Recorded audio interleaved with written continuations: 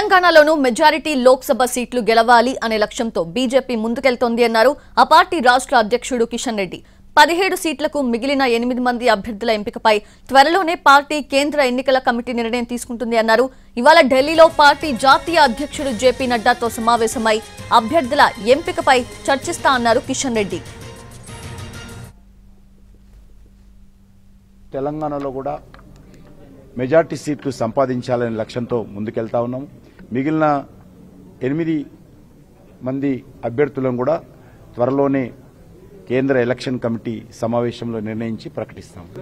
Joining అనేటువంటిది నిరంతరమైనటువంటి ప్రక్రియ. గ్రామ స్థాయి నుంచి రాష్ట్ర స్థాయి వరకు మా పార్టీలో చాలా మంది ఇప్పటికే చేరుతా ఉన్నారు. కాబట్టి తప్పకుండా ఆ కార్యక్రమం కూడా కొనసాగుతుంది. ఢిల్లీలో మా ఆల్ ఇండియా పార్టీ ప్రెసిడెంట్ కూడా కలుస్తాను. కలిసి ఎన్నికలకు సంబంధించినటువంటి కార్యాచరణ మీద చర్చిస్తాము. దాంతోపాటు ఈ యొక్క అభ్యర్థుల విషయం కూడా ఢిల్లీ పార్టీ మన రాష్ట్ర అధ్యక్షుడితో కూడా చర్చిస్తాం. ఇక్కడ మాత్రం మేము స్వతంత్రంగా 17కు 17 సీట్లు బీజేపీ స్వతంత్రంగా పోటీ చేస్తాం.